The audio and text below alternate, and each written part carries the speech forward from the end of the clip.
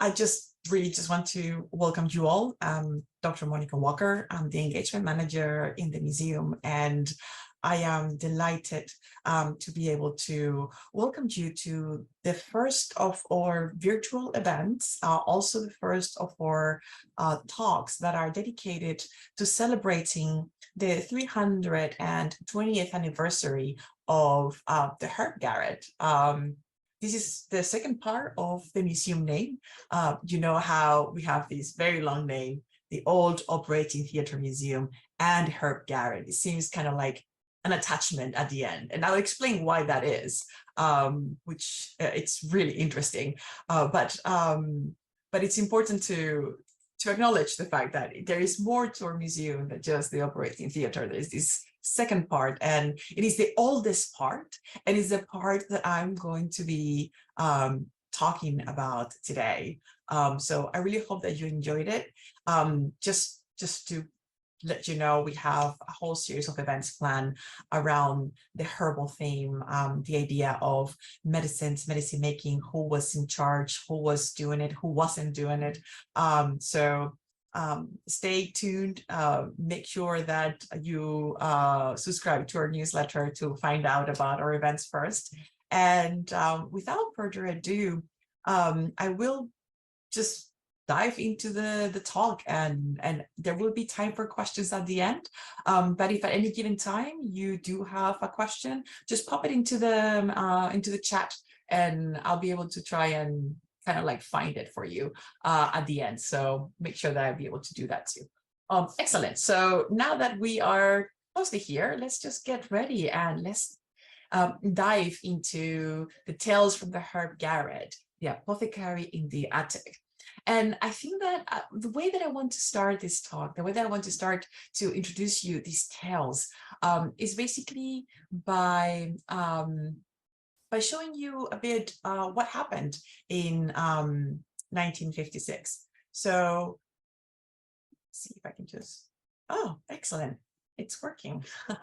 So as many of you may know or may not know, our museum was is an original part of All St. Thomas's Hospital that used to be here on London Bridge, all the way since the 12th century until 1862, when it moved to Lambeth, where it currently stands in front of the House of Parliament. Now, the actual hospital was mostly destroyed, with the exception of the south buildings that were associated with it. And part of it was the actual church. Now, interesting enough, we actually find kind of like a lot of information about the rediscovery of our space. Once St. Thomas's moved, they took everything that we had in the space, in the hospital. They blocked accesses to everywhere, and they just left. And of course, the space remained, the attic, at least in St. Thomas's church, remained hidden for about 100 years. But in 1956, Raymond Russell came into the Church of St. Thomas's searching for an operating theatre. He had been reading about it in sources that he had access to, some diaries. John Flynn South, one of the surgeons of St. Thomas's, had made a very beautiful description of the space and the women's operating theatre. Other diaries from medical students talked about how strange it was to go into an operating theatre that was in the attic of a church. So there was enough textual reference that kept indicating that the operating theatre for the women's wards that were in top of St. Thomas's Church was there. And of course, Raymond Russell said, well, you know, if St. Thomas's Church is still there, let's go and check it out. So he basically came up the spiral staircase. And of course, the idea was of like the church, but the idea was really about, you know, the discovery or rediscovery in a way of the operating theatre. This is what it was in the mind of most of the men that were in charge of this project in many ways. So they came up the spiral staircase, and which you still have to come through today. And this is one of the pictures of the state of the attic in 1956. So this is today our entrance. This space was basically reconstructed for the operating theater. This is how it looks today. But what interests me most today is the other side, the side that you can barely see, the side beyond this wall, because obviously before 1822, that space had been already in existence since 1702, and I'll tell you more about it later. But when you actually looked at what was there, of course, everybody was obsessed about the operating theater. And then as an afterthought in many ways was, well, what was this building before? You know, why did we have an attic in the church that belonged to St. Thomas's Hospital on top of St. Thomas's Church? So they're, you know, just trying to figure out, well, why is this happening? What else was there? So they basically had an archaeological team come and do like a study, and just to kind of like figure out, well, what else was there besides the operating theater, which you could see pretty much where it was. Well, you know, it was very interesting. They basically discovered that the attic was basically quite a large space that had a raised ale truss type structure. So it looks kind of like a big barn with really big beams. I'll show them to you in just a minute. There was also evidence of a storage rack that had been placed 2 meters above the ground on the east end. So these are like archaeological evidence that the building could still kind of like show at the time when there wasn't anything here. The museum was not even like a figment in, you know, someone's imagination, right? They also found ropes and hooks that were still hanging from the roof. So again, all of these different hints about, well, what else could have been happening in this space before, you know, before the introduction of the operating theater.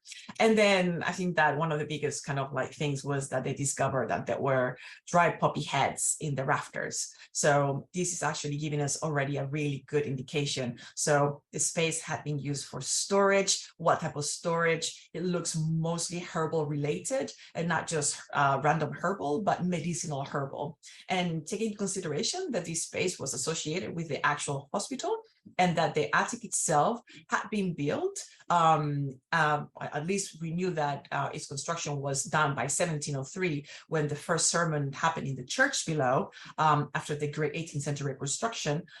Then we start to have a really good idea of, you know, what the actual function of the space was. Now, this is the archaeological evidence that we have from the Garret, but there's also a couple of textual references about the Garret. Now, it's been a really difficult task to find textual references for the Garret. I guess the fact that it's just a space for storage, where people just come in to put stuff and then take it out, has not made it as the most interesting thing to talk about. Not until the introduction of the operating theater, but that didn't happen until 1822.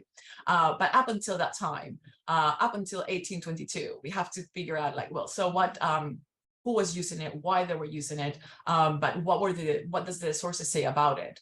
And we have two sources that give us a good indication of, one, why it was constructed, and two, you know, how it was used. So the first one basically was that in this big redevelopment that I mentioned before of the late 17th, early 18th century, they actually had like the idea of creating this really intricate structure. I will show you a picture of that later, very exciting. But one of the things that they kind of saw was that in the original plans, it doesn't seem like the garret, which is a really old word for attic, that the garret was actually in the original plans. But before the church was finished, there seems to be a decision done by the governors of the hospital that they wanted to have a garret, and they basically had it built by a friend of Mr. Cooper's, who was paid 2 guineas to undertake the work. So this is like one of the references that we have to the fact that we do have a garret, sorry, a garret, an attic on top of the church. The next actual reference that we have to it is, as a matter of fact, not until 1821.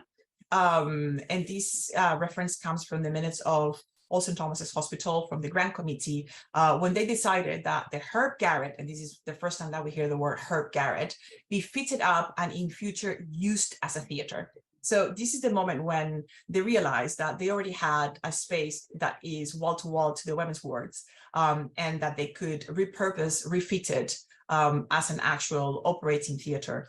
And the only thing that they needed to do was basically kick the users of the space up until then, so they can just repurpose it and refit it. Now, the photos that you see is of the current state of the garret. You can see the truss-like system, you can see the wooden beams. Lovely fact that I adore is that there used to be a 13th century church where this one was, that belonged to the hospital, and many of those beams are actually reused from the old church, which connects our really distant history to today, because you can still see them in the Herb Garret, which is just mind-blowing. So who in the hospital, who was the figure that actually used this Herb Garret? After seeing what the archaeological evidence have shown us, after seeing what the texts have mentioned, who is the figure that is basically going to be using such a space for such a purpose of storing, drying, and curing herbs? Well, you know, at that time, it is none other than the apothecary. Apothecary is kind of like a really interesting word. It actually comes from the Greek apothekos, which just means like shopkeeper. Or shop front. But we know that from very early on, somehow the word apothecary started to be referred to as someone that was a medical practitioner that could particularly source, compound, and dispense medicine. And this is, of course, the medicine that you take due to illness or sickness. A little bit later on, he was fully understood as a full-on medical practitioner who could also diagnose and prescribe medicines. So in the medical profession throughout this period, we have the apothecary, but we also have the physician, and we also have the surgeon. Three completely different kind of figures, but somehow intertwined. So I'm not going to go into the difficulties of understanding the interconnections between the three. It's too complicated. But today I want to just focus on the apothecary. Just know that also physicians were doing their own prescriptions and deciding what medicines that were doing. They wrote their own recipes. You also had the surgeons who also became apothecaries, and they were known as apothecary surgeons. So again, rather complex, but let's just focus on this one figure, that of the apothecary. Now, understanding where the knowledge for herbal remedies kind of evolves from, it's been a concern of humanity since, you know, the early establishment of the first human communities. Even when there were hunters and gatherers going around, they kind of like understood, at least tried to understand what medicines could be used from nature to help those that were sick. We do know that in Babylon, there were tablets that had full descriptions and prescriptions of medicines. Egypt also had its own. We're actually not going to go that far. We're actually just going to stop by Greece for a minute, because we will see that one of the main figures that was very important for Europe in terms of being able to not just have a full list of herbs from Europe, and of course how to prepare them into and make them into medicines, and some of these prescriptions is going to come from a Greek philosopher slash botanist slash pharmaconos. Someone knows about the history of plants. Is basically going to be Dioscorides. Sorry, it's trying to pronounce that is hard sometimes, but it's important to understand that we'll talk about him in just a second, but just wanted to just mention that the figure of the apothecary is actually going to be established really early on, about this kind of figure that understands how to bring all of these different medicines and how he sources that, how he prescribes it and does that. It just takes some time. It will be part of the guild system. It means that you will take apprenticeships of 7 years, and after that, after those 7 years, you may pass, in some cases, an oral examination, and then you can be licensed to act as an apothecary, have your own shop, which will be kind of your own kind of practice and basically just earn money by selling medicines to people. A slightly different thing happens in hospitals. I will be talking specifically about details from St. Thomas's Hospital, all St. Thomas's Hospital. But the first stop basically is, where did they get all of these amazing knowledge in regards to these recipes that allows them to put together very complex compounds into specific medicines. And of course, I mentioned Dioscorides. He wrote a manuscript that was called De Materia Medica, on the property of medicines. And he just went and created these intense like drawings about all of the medical plants with all of their properties, description of how to identify them. Are they good? Are they bad? Are there any sort of other references that they can give? How could you actually make them into medicines with the technology that they had at the time, obviously? So this is just an example from the 6th century, because Dioscorides wrote this in the 1st century AD. So from the 1st century AD, we had an incredible amount of manuscripts that were hand copy of this particular manuscript.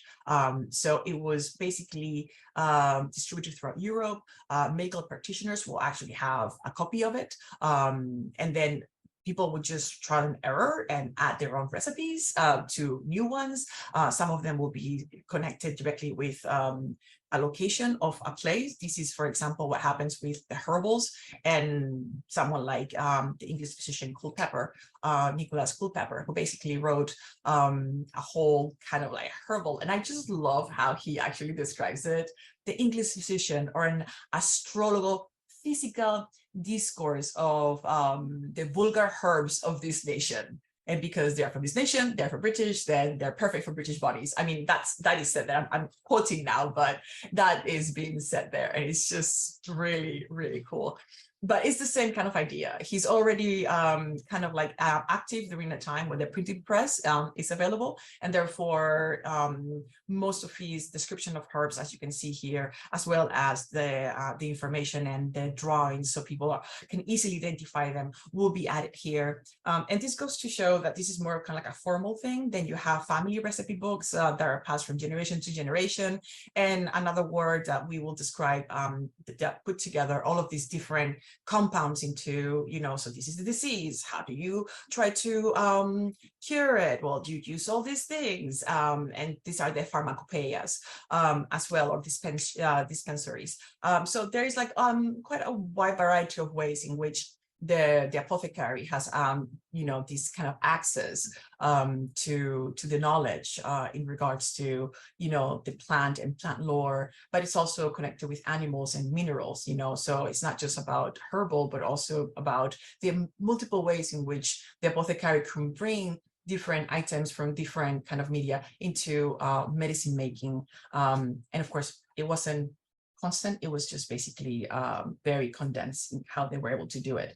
I'm just going to give a couple of highlights about the chronology for apothecaries. I think I find it really interesting because it just gives us a little bit of context in regards to what's going to happen in St. Thomas's at the time that the Garret established. So I won't go through the Middle Ages and all of the different things for St. Thomas's and the tales from the Garret, because there wasn't a Garret back before 1703. So I will just give some ideas of what happened before, but I really want to focus on the spaces that were created for the apothecaries and how that basically related, and who were the apothecaries and how they lived and what did they do for later. So in this very brief but very important chronology of for apothecaries, we, like I mentioned, apothecaries, they established themselves quite early on. We can hear like that the first recorded apothecary shop in England dates back to 1345. In St. Thomas's, we did not have a resident apothecary before 1566. And this is saying that we already had kind of like an active hospital here since at least the 12th century. So who were basically dealing with the herbs? I mean, we don't know, probably the people that were there already knew something or had enough knowledge to, kind of dispense their own kind of like medicinal herbs. But St. Thomas's did not have an actual resident apothecary until 1566. We also know that in 1617, King James I approved the creation of the Worshipful Society. I love this title, of the art and mystery of apothecaries. It sounds like a novel, right? It's like a magic novel. I love it. This pretty much means that in the past, the apothecaries was part of the guild system, but they were associated with the grocers and spicers because of, sourcing and getting all of these different medicines. But unfortunately, the grocers and spicers were not medically inclined. They were just more commercial. And somehow the apothecaries wanted to break away from them. And this actually happened in 1617 with this establishment. And of course, the society itself was the new guild.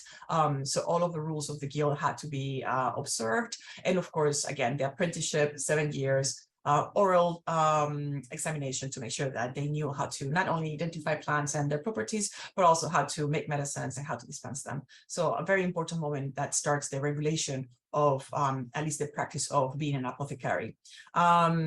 We talked about the pharmacopoeias in the past, the herbals and the materia medica on the property of medicines.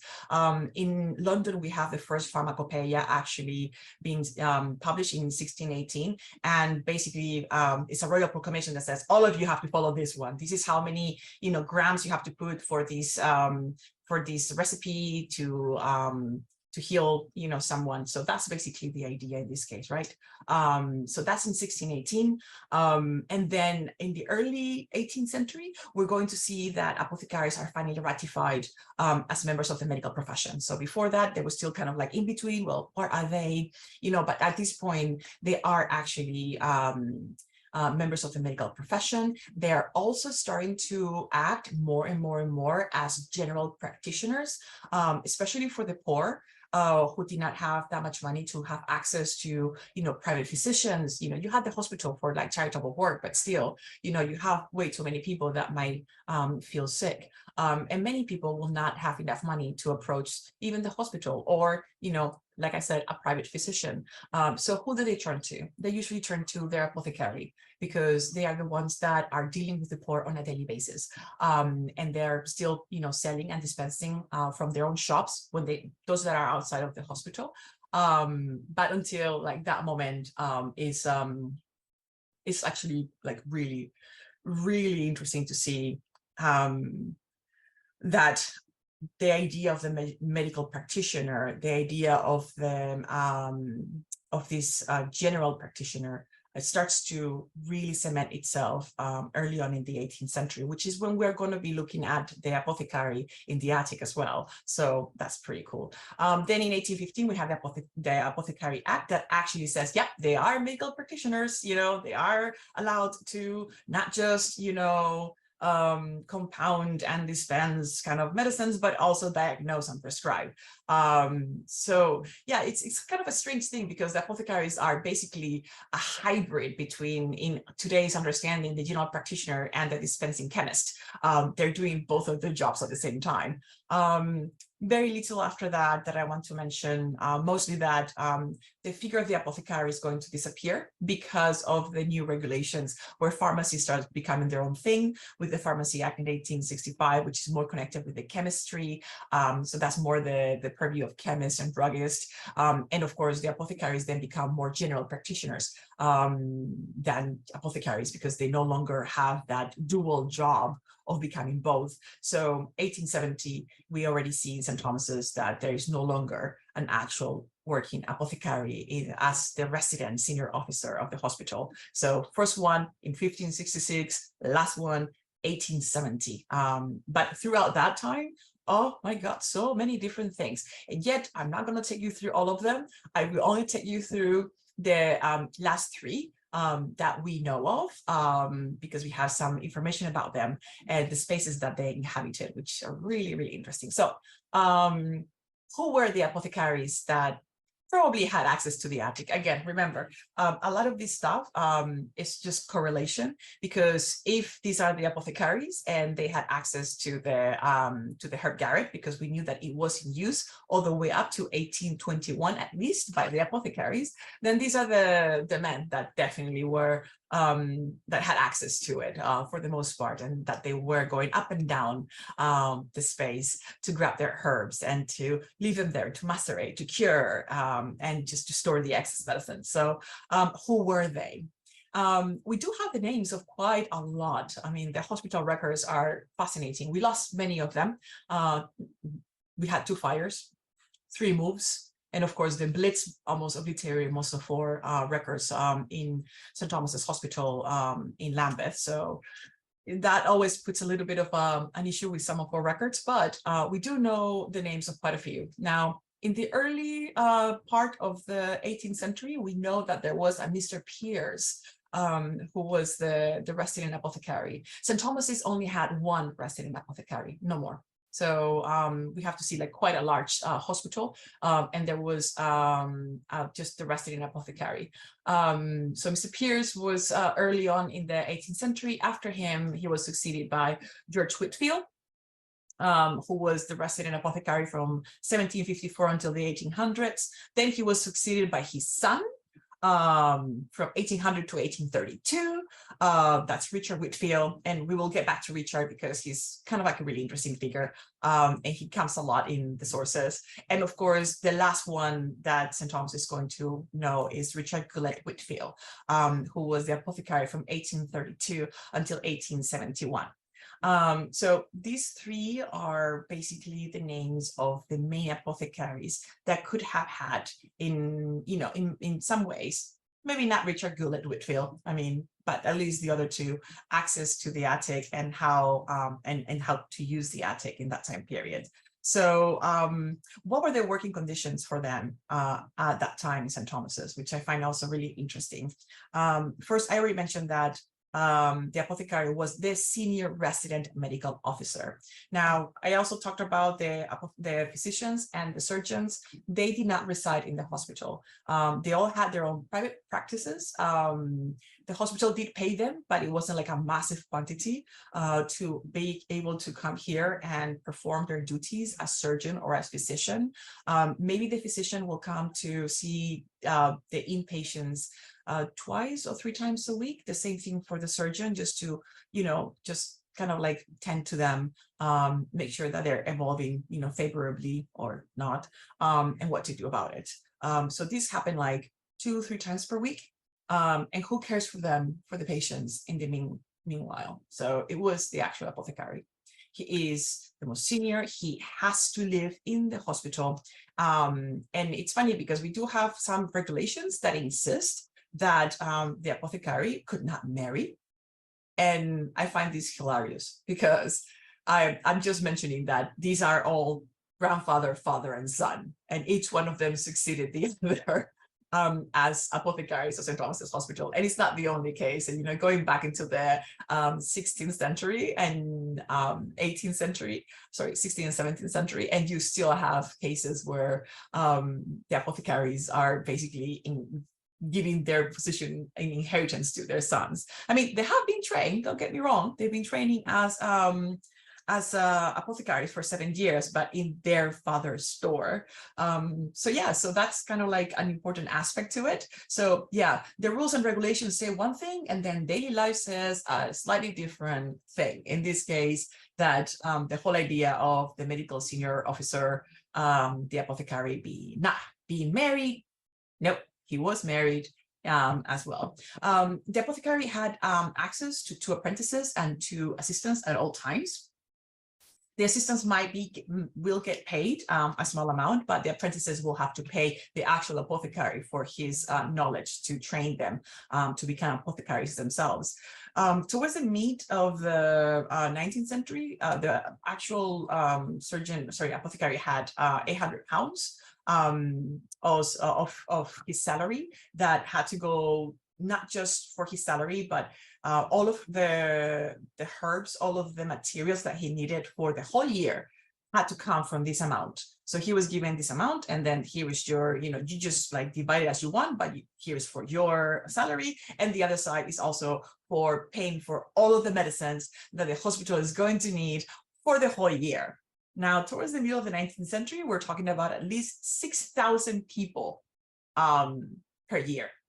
And that is just an approximate. We do have the exact numbers, but the number with in and out patients that the apothecary was actually seeing and taking care of, it was about like 6,000 people. So imagine having to pay for medicines to ensure that those 6,000 people were actually taken care of.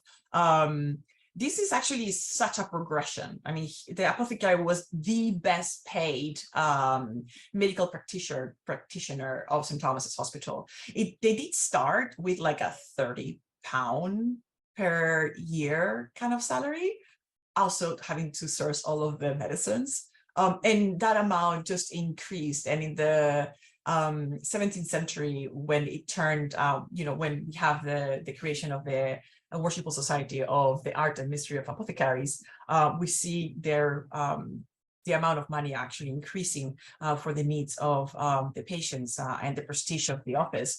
And it goes to £45, ooh, £160. Oh, it attracted better candidates, of course, when you had more money. And it went all the way through 600 to, 800 in the 19th century. This is on top that the actual apothecary had not only free housing, but also free coal.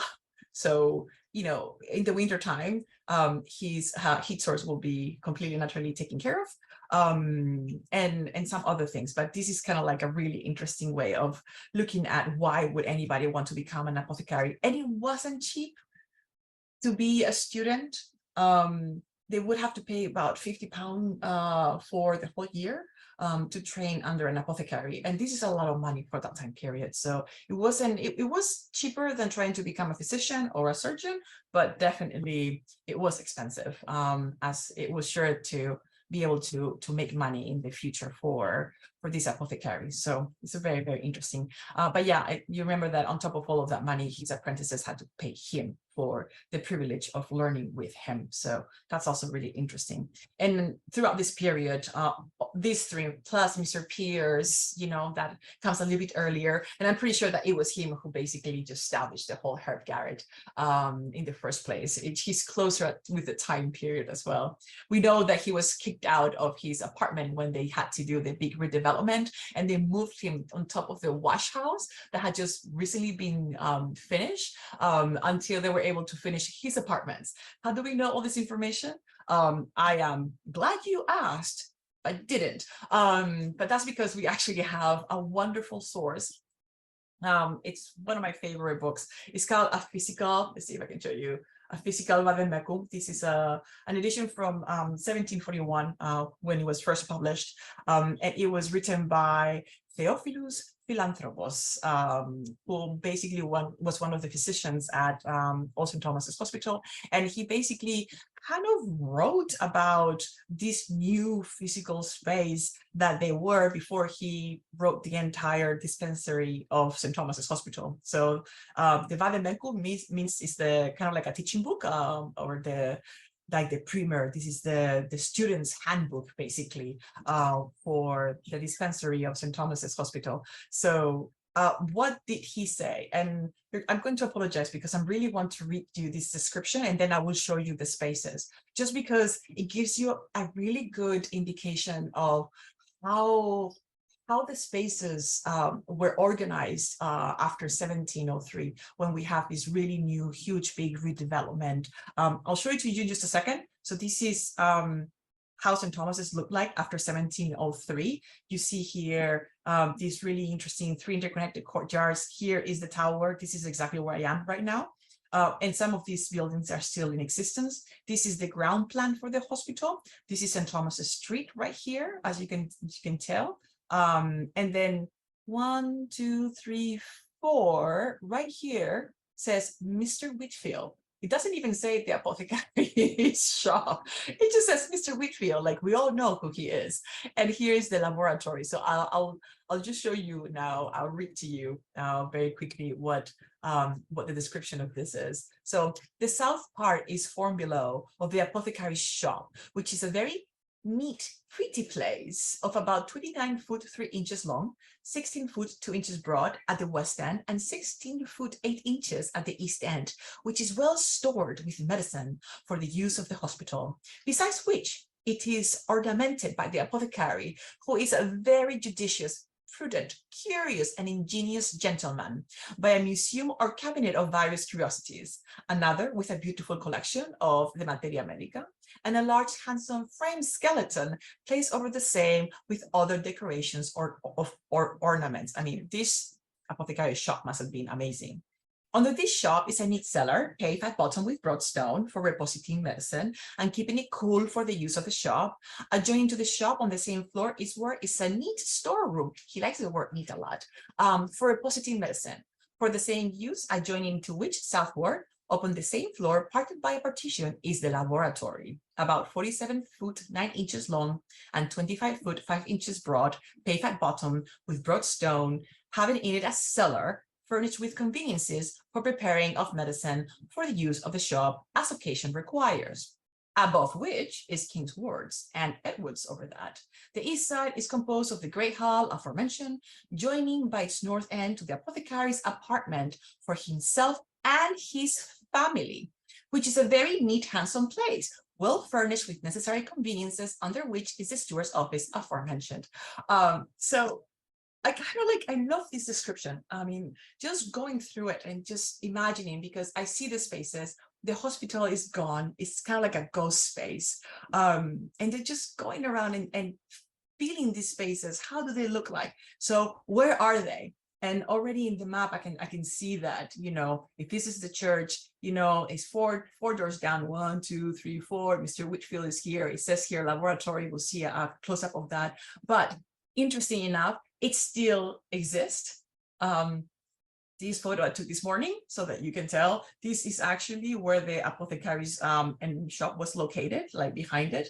This part obviously was not there. You can tell from these watercolor that was done by Thomas Shepard to commemorate the move of St. Thomas's in the 1860s. And you can see here, this is the church, this is the entrance into St. Thomas's, which is still there, but it's now offices.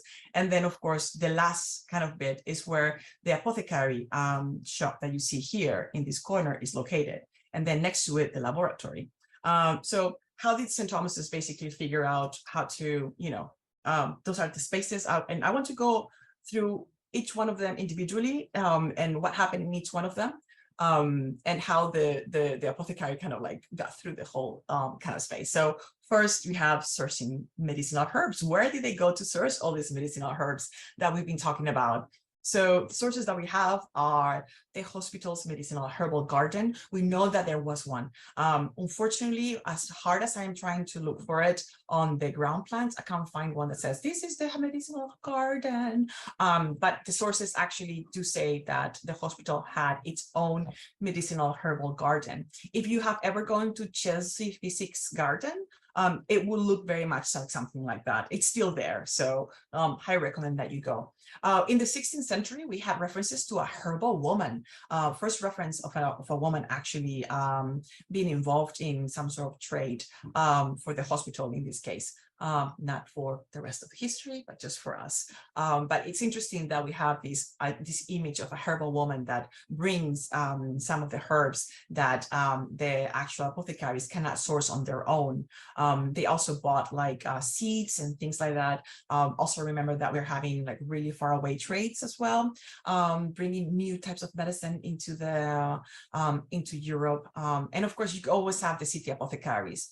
Some of them were actually governors as in Thomas's, so it kind of like, and look, you know, you have to bring to their shops and everything. And how were these kind of like herbs bought, you know? And I love the fact that they were bought by containers. You could have a horse load, a lapful, a bundle, a bag, or a flasket. So this is how they were basically bought. I'm basically thinking that the horse load, which is the biggest one, would have been something that, you know, that's why they needed the Herb Garret up there. You know, they needed to have a place to have all of these like really big kind of like loads, and of course a perfect place to dry herbs because it's away from vermin. It is damp and dark, and there used to be no windows when it was used originally. So it's quite an interesting thing. This is actually an illustration from one of our local artists project done by Katie Slate, and I love it because it shows the herbal woman here and the first medicinal herbal garden that used to be inside the cathedral. That's where we were located first. So it's kind of like a really lovely match. And then I wanted to bring that to show it to you. But like I mentioned, what are the other spaces? And I did say this is it says Mr. Whitfield. I just love that. And then the laboratory. So here where Mr. Whitfield is located is where the shop is. Basically, here is where the house is. So right on top of the offices of the steward is where the family of the apothecary and the apothecary had their lodgings. Like I said, he had to be resident. He had to live in the hospital because he had to tend and care for all of the patients in the absence of the other medical officers, the surgeon and the physician. It also fell on the students of surgeons and physicians. They will also help, but it was the responsibility of the actual apothecary. So I like to just show you the laboratory. Now, we don't have images of the laboratory. I wish we did. That part of the building has been destroyed. But I have kind of like an idea of how it would have looked like. So I have a couple of images here. One of them is a working laboratory from John Bell's pharmacy, from an engraving from 1842. So it gives you an idea of the kind of contraptions and how things were organized. Then we also have the laboratory of the Society of Apothecaries in London, when it was dismantled in 1922. But we have to feel that it has a very similar vibe. So I kind of think that the actual laboratory where the apothecary was basically creating the different medicines, the compounds.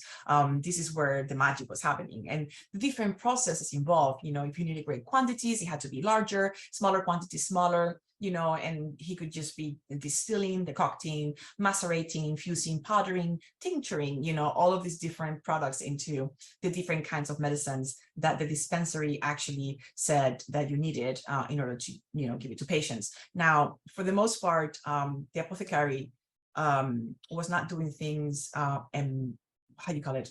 Most of the medicines were done at the moment, specifically for a patient. So there was a lot of work involved in this.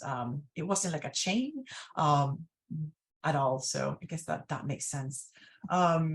We try to have a little bit of that idea of the laboratory for medicine making in the museum. So there are bits and pieces, when you enter into the space, the first thing that you see is the apothecary's workshop, because that's what gives life to the actual space. And I think that that's something that I always want to ensure that our visitors kind of are inspired.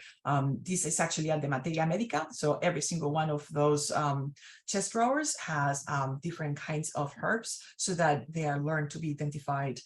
And it's quite a lovely thing. And then just kind of chemistry. It's all about the chemistry, right? In this space. So that's one of the parts. And then, like I mentioned, the shop, right? The shop is basically the main location from where the apothecary is going to be dispensing medicines. And this is an important aspect of the space as well. So again, the idea of the shop, there are quite a few Victorian apothecary shops still in existence that have not changed at all. But again, one thing is the commercial apothecary shop that people see, and another thing is kind of the more intimate, more slightly different apothecary shop that is created just for the use of the hospital. It will be open and available for actual outpatients, but not for just anybody that comes in and say oh, I just want to go to it. Amongst other things that I already mentioned, the apothecary was not allowed to have his own private practice, like the surgeon and the physician.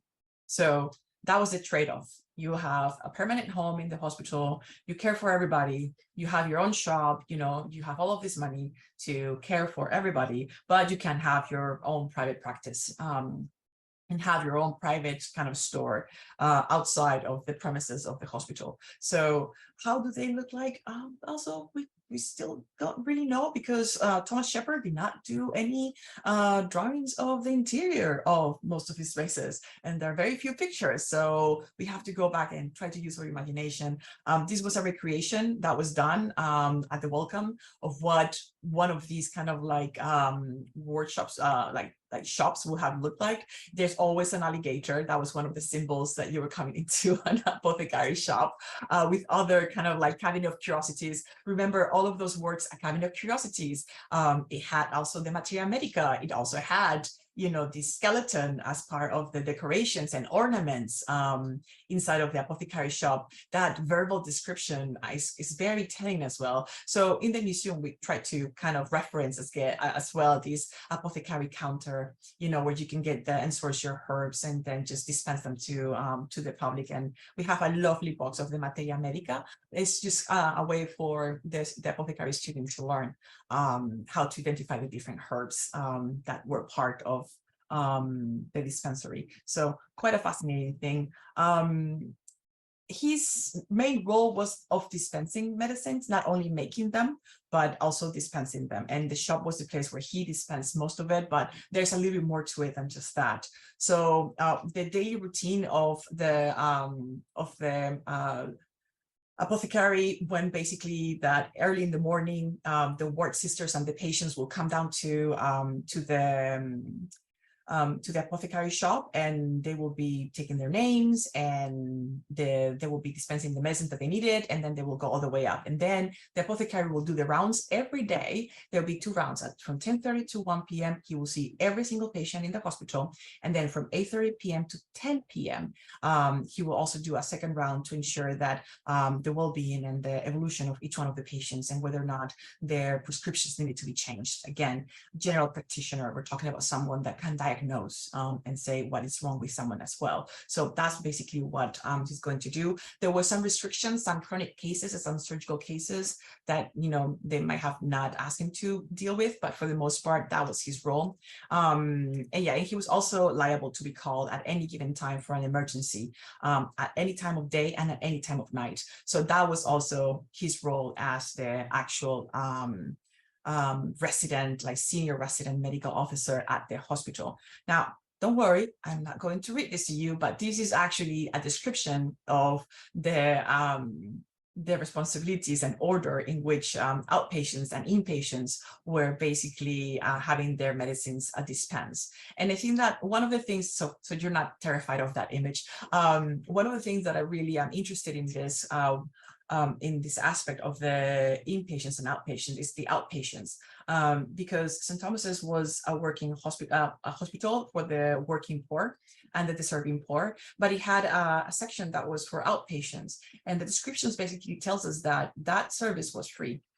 So if you came early to the hospital and as an outpatient and you waited outside, you got your name taken that day. First, the apothecary will dispense to the women and children, then to the men. And what would happen is that you will be seen by a medical practitioner on the day.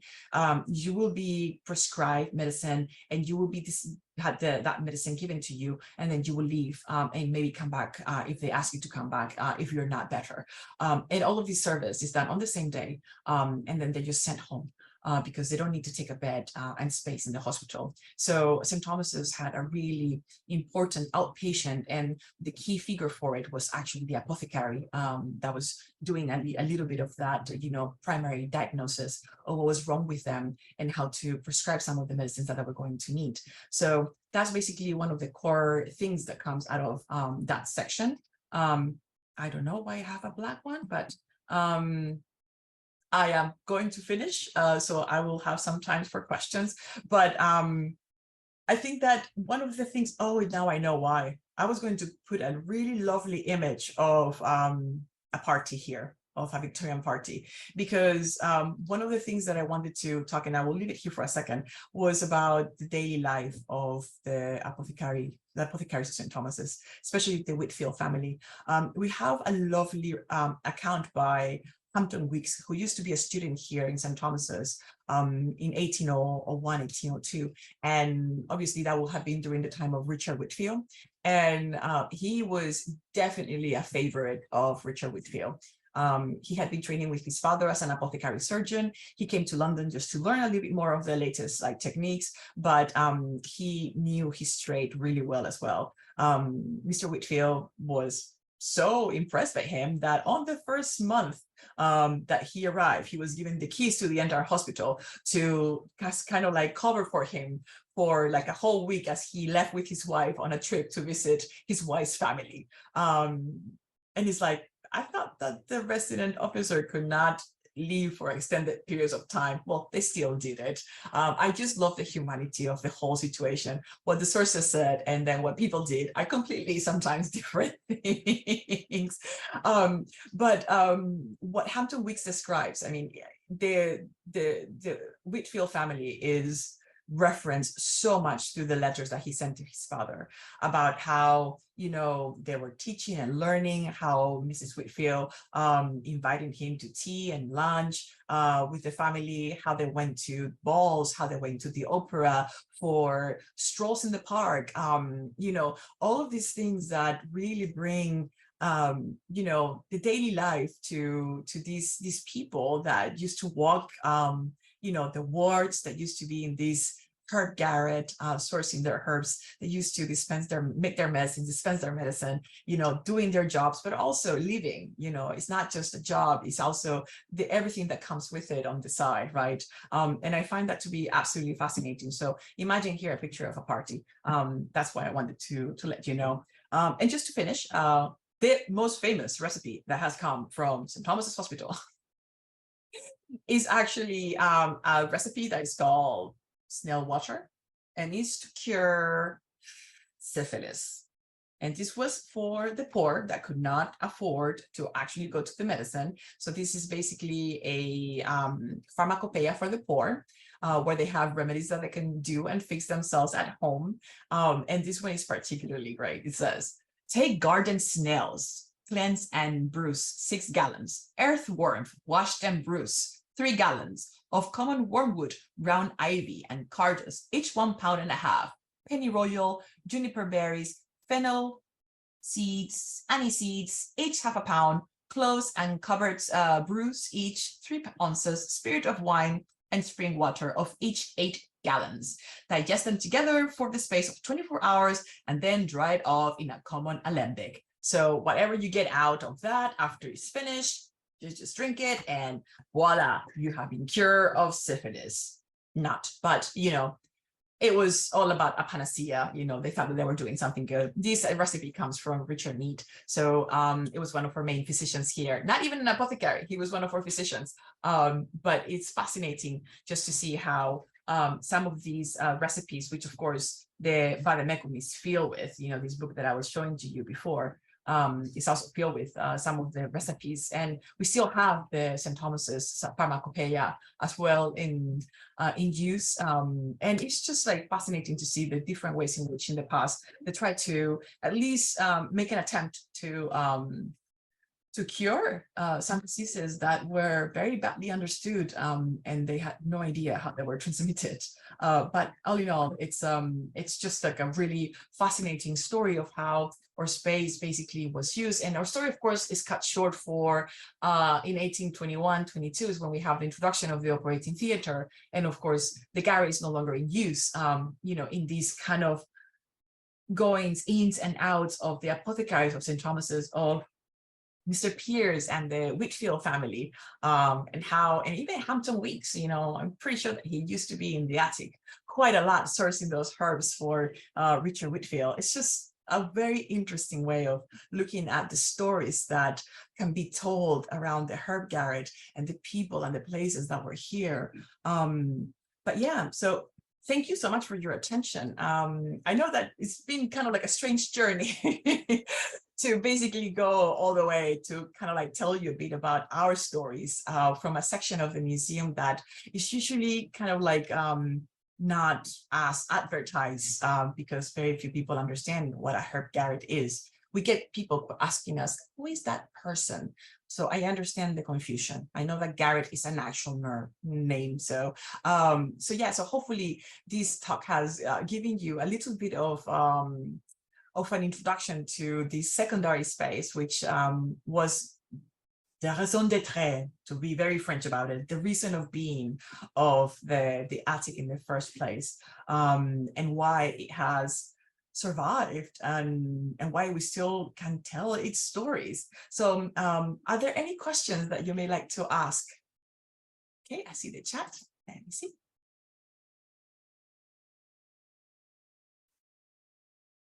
Oh, evidence about, I'm sorry, so I will ask that was so interesting. I'm amazed at how organized the role of the apothecary was, ward rounds, etc. Is there any evidence of the success of their cures? So this is always a very difficult question, because obviously through trial and error, we know that some of these actual cures had the desired effect, you know.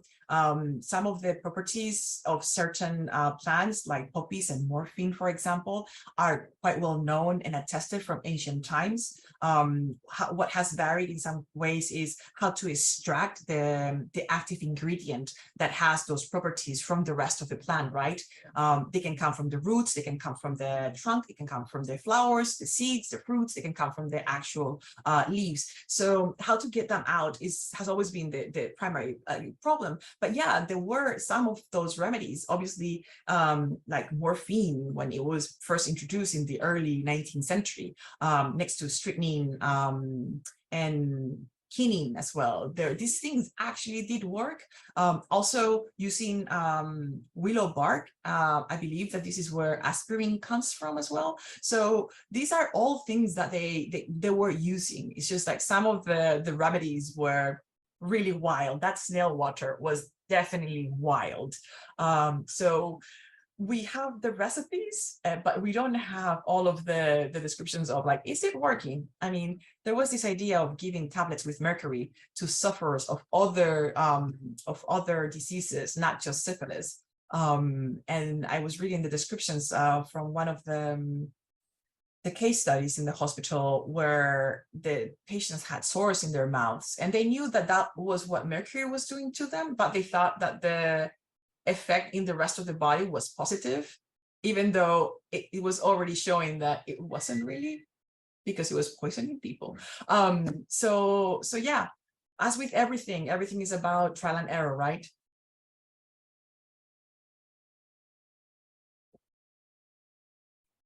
So yeah, I wonder if you can expand on why apothecaries were not allowed to marry, and yet their accommodation was for themselves and their families, and their sons clearly inherited their jobs.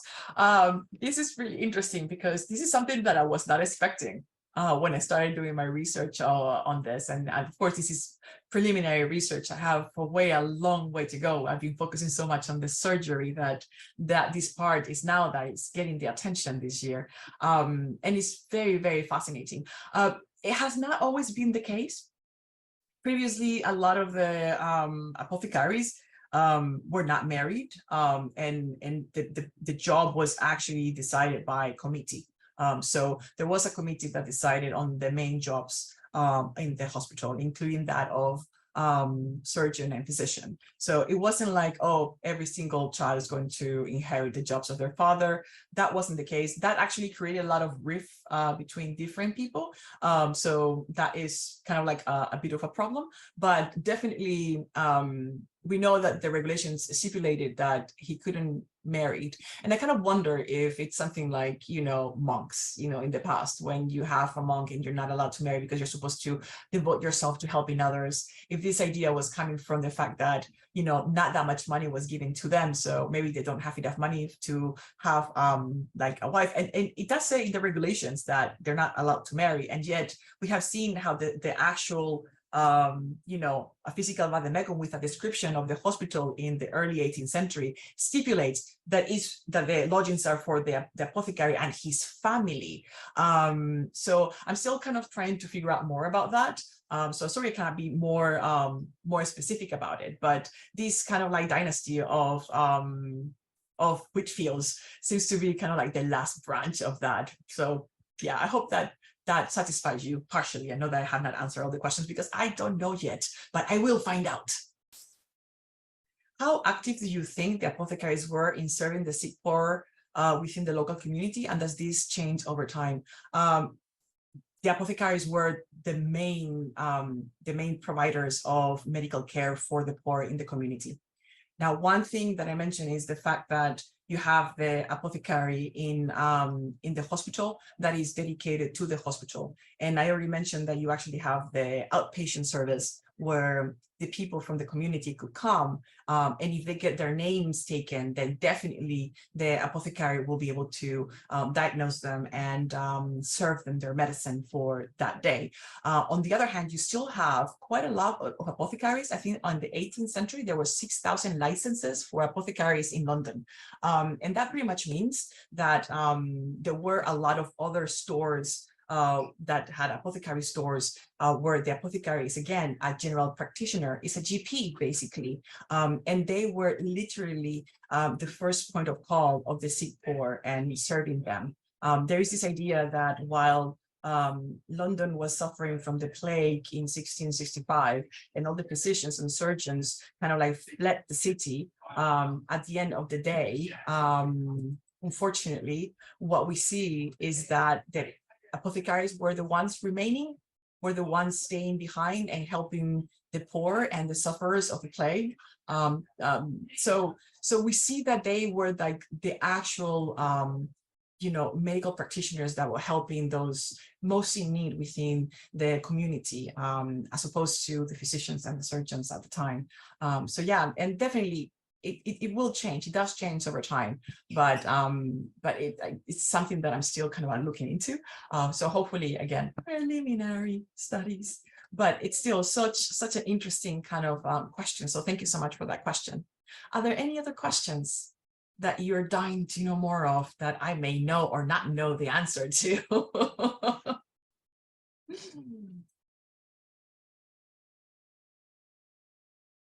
No? Okay. So do you know how long the herb women continued to supply plants that the apothecary could not grow? You know what? I don't know, because we only have one reference to her. Like literally, there's just one reference to this apothecary woman that used to bring herbs to the hospital in the 16th century. I mean, this is like early on, I think it was late 1500s that we have this reference to the apothecary woman. Sorry, the herbal woman. So, I mean, I wish we knew more, I'll be honest, because I would like to know, well, did she had her own farm where she had her herbs? Was she actually a healer and a medical practitioner herself, but outside of the established medical profession that was kind of like forbidden for women? Who was she? I am so curious, and I always want to learn more, and I want to like invent a story about her because it's so interesting. So definitely we're going to get that, that story. Even if we don't get more of that story, I'm just fascinated by the fact that she exists, But yeah, we don't know up until when. We don't know if this was common that you also have like private suppliers from the countryside that will come here with their wares. So still working on it. We still have like shopping lists from the hospital that have remained of the different herbs that were introduced. So we do have all of these different kind of like sections still going on. So we'll see. I'm fascinated by it. So we'll hope to get all of these information somehow sorted and available for everybody to read and experience. Good thing is that this talk is being recorded and you will receive a link to it. So if you still want to revisit it or learn more about it, then you'll be able to revisit it after I put it up online for you and the link. So not to worry, if you have come late, you can see it from the beginning, which did not say much about it. And so yeah, so the Herb Garret is still available for visits. So you are welcome to come to the museum. You get to see the Herb Garret and the operating theater. And if you don't want to miss any one of our events, virtual or otherwise, we're having so many amazing events with authors for In Conversation events that are coming up. Please do sign up to our newsletter. You can go through it with our website, alloperatingtheater.com, that you can see on the screen right now. But yeah, so I hope that you enjoyed this talk, and I hope to see you again in any of our talks in person or virtual. And yeah, thank you so much for your attention and your great questions. Have a lovely evening and hope to welcome you to the museum again. Bye.